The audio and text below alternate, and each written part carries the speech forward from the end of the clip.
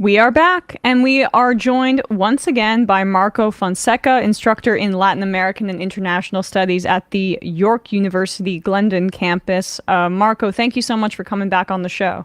Thanks for having me.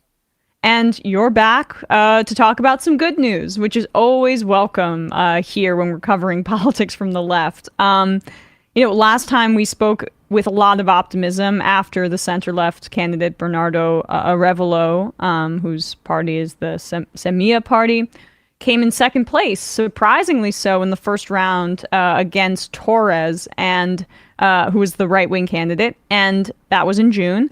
Now, as of this weekend, Arévalo has won the presidential election in decisive fashion, I should say. Talk about this incredible moment. Thanks. Yeah, this is a moment that Guatemala has not experienced in 80 years, 90 years since the last time Guatemala had news like this, when people woke up the next morning, was the election of Juan José Arévalo. That is to say, Bernardo Arévalo's father, way back in 1944. So this has been a long time coming, and you can see it. You can see the way people reacted to this on the streets of Guatemala. Spontaneous, upsurge of emotionality, of hope, of happiness, of drumming and pots banging and vuvuzelas, horns, ringing all through the country, not just in Guatemala City, all through the country. It was an exceptional turnout, a landslide victory for Bernardo Arévalo, the candidate nobody saw coming. The candidate came out of left field and won the elections and defeated the candidate of the party called UNE, who had been running for the third time and lost 37% to 58%, 1.2 million votes against nearly 1.7 million votes for Bernardo Arévalo. Something remarkable has happened in the country, and people know it. People feel it. It's like I said, a long time coming. So no wonder people refer to this as the dawn of a new spring. You said, for the first time in 80 years, this is this kind of seismic shift since the election of the first democratically elected president of Guatemala, the father of the current incoming president Arévalo. And we mentioned this the last time we spoke, but Arévalo Sr.'s successor, Arbenz, was the one who was ousted in the infamous CIA-backed coup in the 50s. And how vivid is that history, the last name Arévalo, as well, for Guatemalans when they are going to the polls? When Guatemalans think back to the 1944-1954 October Revolution, as it's also known in the country, they tend to think of both Arévalo and Arbenz almost in the same breath, almost in the same thought. They don't really think only Arévalo or only Arbenz. The two of them are like inextricably linked by historical experience. So the coup in 1954, therefore, doesn't feel to Guatemalans like a coup just against Arbenz. It also feels like a coup against Arévalo and Arévalo's legacy. So the coup left a kind of a traumatic experience in the memory of Guatemalans. Guatemalans have been carrying this for a very, very long time. And what's interesting about the elections in 2023 is the extent to which a lot of people didn't take this into account. A lot of people just did not think about the importance of this legacy in the memory of many Guatemalans, not only urban Guatemalans, also rural Guatemalans. And you could see this in Bernardo Arévalo's political campaign. He went to many towns in the country. And as he himself has said, many of these places he visited, he encountered people who went out on the streets to greet him, or he went into their homes. And what they showed him were pictures of his father, or pictures of Jacobo Arbenz, remembering, the experience of the 44-54 revolution, essentially saying to him, and the signs said it themselves, we've been waiting for this for 70 years. So this is a factor that was not taken into account, the importance of that experience. Who did not take it into account? I'm sorry to cut you off, Marco, but who do you think, was kind of so arrogant to assume that this would not be still in the minds the right-wing political parties that have been in power, not only since 2016, 2015, but in fact since 1954. So right-wing political parties thought this legacy had been stamped out. Not really. Organizations that have been campaigning ceaselessly on an anti-communist kind of discourse in Guatemala, like the Foundation Against Terrorism, an extreme right-wing outlet dedicated to the persecution and harassment of judges and lawyers and so on who are engaged in what we know as transitional justice, bringing people accused of human rights violations to justice. These people like the Foundation Against Terrorism, right-wing political parties, but also the ruling economic elites of CICI, they thought that this sort of experiences 80, 70 years ago were really no longer relevant for Guatemalans. They were sorely mistaken. And not only were they relevant now, they were relevant in 2015 as well, with the big, huge citizen uprisings that took place in the country that are, in fact, the foundation of this election. Can you expand a little bit more on the persecution of lawyers, judges, people who are being targeted with imprisonment in recent years, and how that contributed to the climate as well? Yes. Since the ousting of the United Nations Commission Against Impunity in Guatemala, known as CICIG, CICIG, in 2018, something that was done by President Jimmy Morales. Since the ousting of the CICIG Commission in Guatemala, the commission that had been working in the country for about 10 years, and it was charged with the investigation into clandestine bodies, present throughout different levels of the Guatemalan government and state in various forms, intelligence bodies, political bodies, political campaign finance bodies, you name it.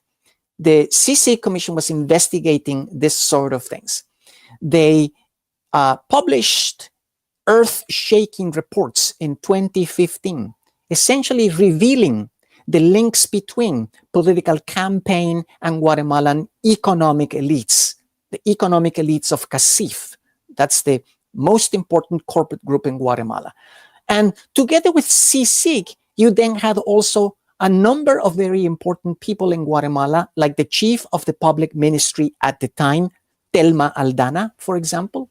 And you also have the special prosecutor against corruption in Guatemala, the then chief of the FECI, the FECI, the Fiscalía Especial contra la Impunidad, the special prosecutor against impunity. The chief of that is Juan Francisco Alfaro.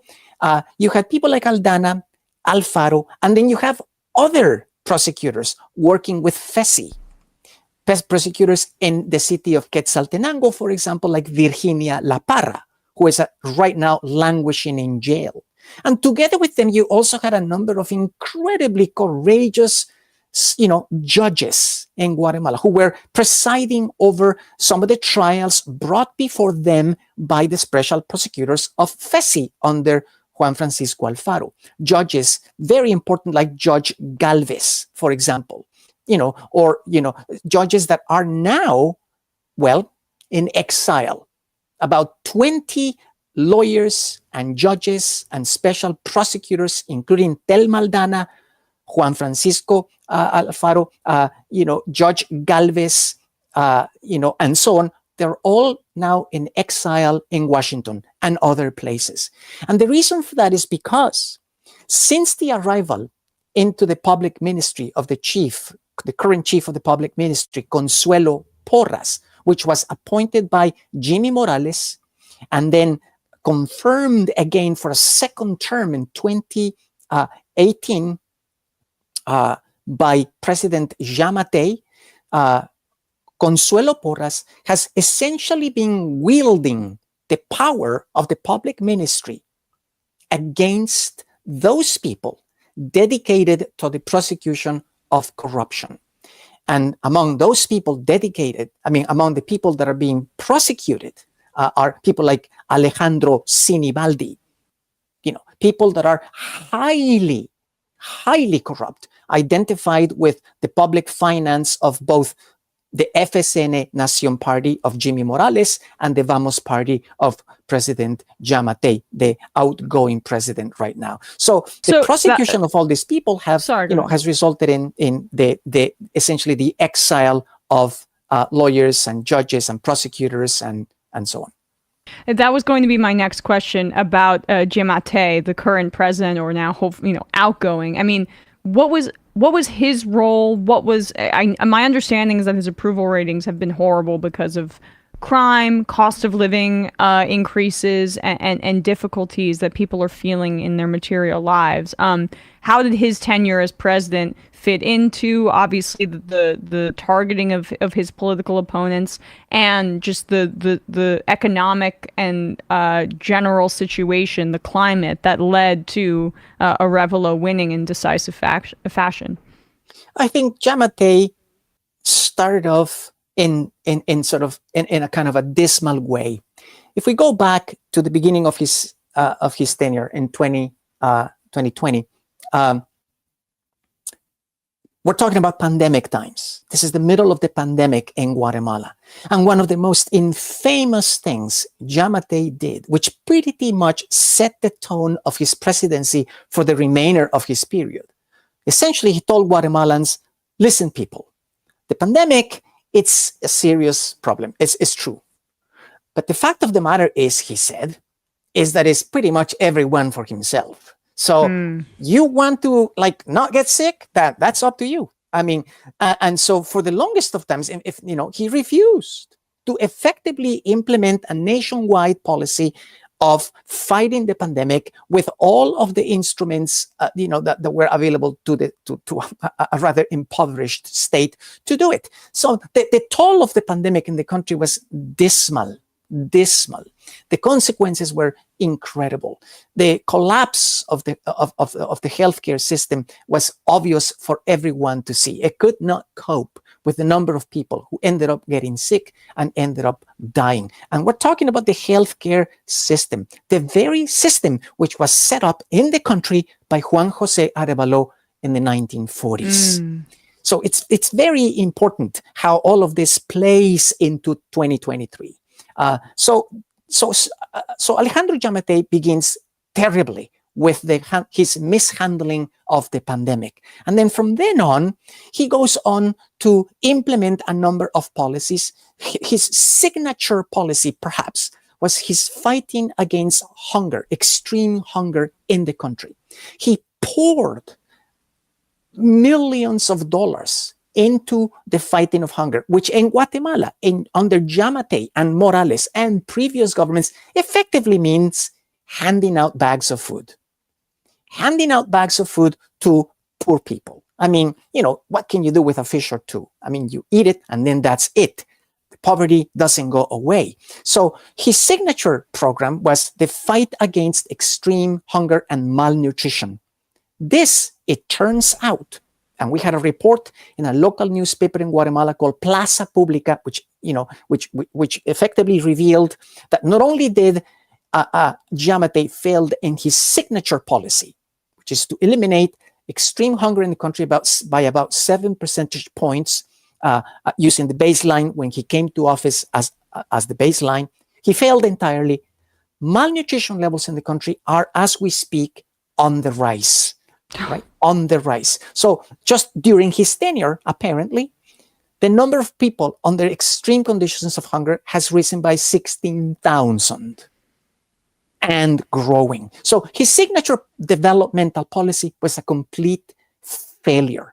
In addition to this, in addition to mishandling the pandemic, mishandling the extreme problems of inequality, poverty, hunger, malnutrition, child mortality, and crime in the country, Giammattei, of course, has also embarked in a process of sucking public finance, which is pretty much the same as what the government of Otto Pérez Molina did prior to 2015. In other words, the kind of corruption that the government engaged in that led to the citizen uprising of 2015 is the exact same kind of corruption, if not worse, that Giammattei effectively restored under his watch.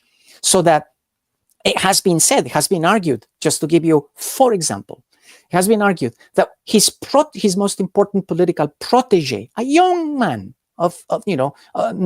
his name is Miguel Martinez, who was the chief of a special presidential office known as the government office within the government.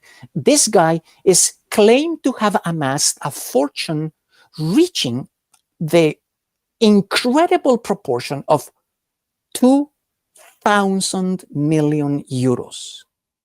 I mean, it's unfathomable. But this was just giveaways. This was just the giveaways to friends, to capitalists, to donors, and that's same old.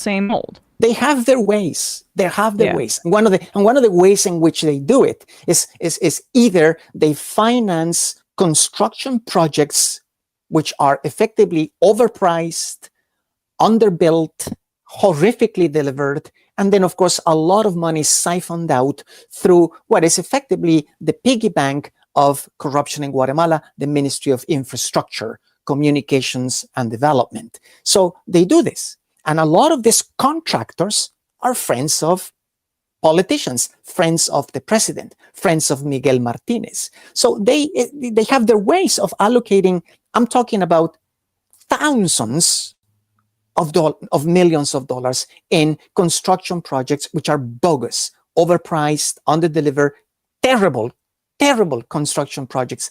This is truly one of the sources of enrichment for politicians in Guatemala. But then there is the other more open and more blatant approach to corruption, which is known in Guatemala, in the case of Giammattei, is known as the magic carpet approach, which is, for example, a bunch of Russian and Ukrainian investors in Guatemala. They wanted to get a special lease hold on one of the main ports of the country in the Pacific coast. This happened about 2 years ago. One of the very last cases revealed by Juan Francisco Alfaro, the special prosecutor who was fired by Consuelo Porras, who is now exiled in Washington. What he revealed is that a group of investors from Russia and Ukraine in Guatemala wanted to get a special leasehold on a chunk of land, in one of the most important ports of the country. But to do that, they wanted to skip all the hurdles. They wanted to skip all the red tape. So they approached the president directly. And how did they do this? They effectively rolled up a red carpet, no kidding, stuffed with money, and went to Giammattei's presidential home, La Casa Presidencial, and reportedly handed over this carpet rolled up with, who knows how many millions of dollars inside to the president. When this that sounds revealed, like a movie. Yeah. I'm telling you, it's a Gabriel Garcia Marquez kind of situation here. It's surreal how this kind of corruption can take place. But it did. And it is because this special prosecutor denounced this case publicly, and then the New York Times published a piece on it, that this guy ended up, not only getting fired from his job as the chief of CICI, but on top of that, he himself was going to be subjected to essentially legal war by Consuelo Porras. So with all that context, which is helpful to understand how to break this, what it means to break this right-wing corrupt establishment in Guatemala, the stranglehold that it's had there for decades. Arévalo, I mean, he's been described as an anti-corruption candidate and as a reformer. What does that look like in practice? What are some of the hallmarks of what he is promising? He says and has said repeatedly that there is no more important priority right now than to recover the institutions of the Guatemalan state that have been in the hands of corrupt politicians for a very long time. He has been repeating and emphasizing that there is no way to properly implement his political agenda, his development agenda, his environmental agenda, his health agenda, his education agenda, his four main key agendas. There's no way to implement them effectively, properly, until the very institutions charged with delivering that agenda are themselves not cleaned up from corruption. So that's going to be a significant challenge that Arévalo is going to have to deal with. That's number one. That's only within the power of the executive. But let's not forget that in Guatemala, the executive is only 1/3 of the state. The other two powers of the state, the legislative power and the judicial power, remain very, very much in the hands of corrupt political forces. And they are hell-bent on making it impossible for Arévalo not only to deliver his agenda, but to govern at all. They are going to make it very difficult for him to actually have access to the kind of money, for example, that he needs to be able to implement his agenda. They control the budget, and they're going to control it for the next 4 years. So it's not just a legacy Congress of corrupt politicians. It's a renovated Congress of corrupt politicians who are going to make it impossible for Arévalo to be able to get the funds that he needs to be able to implement his agenda. So Arévalo says, I want to get rid of corruption. Number one priority. If we don't clean up the institutions, we cannot do very much else. And he's entirely right. But it's a bit of a catch-22. If you spend all your time cleaning up the institutions before you begin to deliver on your promises and your agenda, you're never going to get to deliver on anything, because if he only has effectively 3 years to govern. The 4th year is a kind of a sitting duck because it's campaign time. So it's going to be very difficult.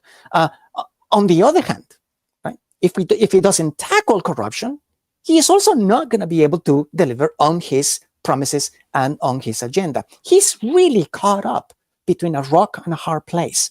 It's going to be difficult for Arévalo to navigate between these two monsters, frankly. But he's determined.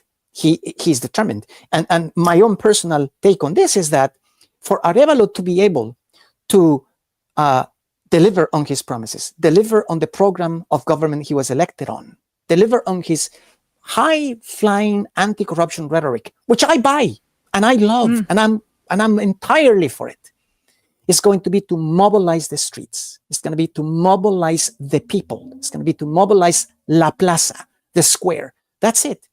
If he doesn't have the backing of citizens, if the people get disillusioned too quickly, if the honeymoon doesn't last too long, it's gonna spell trouble. So he needs to pursue a strategy a little bit similar to what Petro is doing in Colombia, which is to say, faced with these massive obstacles in the legislature, they are appealing to the street. They're appealing to citizens. They're appealing to social movements. They're appealing to civil society organizations to come and essentially articulate around government policies and the fight against corruption. That, to me, is going to be the path forward for Arévalo. Well, Marco Fonseca, I can't thank you enough for coming on and giving us all of this context. Great news, but also the fight does not stop here. As you say, it needs to be continuous. Instructor in Latin American and International Studies at the York University Glendon campus. Marco, anything you want to plug as well, where people can find more of your work if they want to learn more about these topics? Like I said before, I like to tweet a lot, so they can find me on Twitter. Yes, exactly. Sounds good. All right. Appreciate your time, Marco. Thank you. Thanks for having me.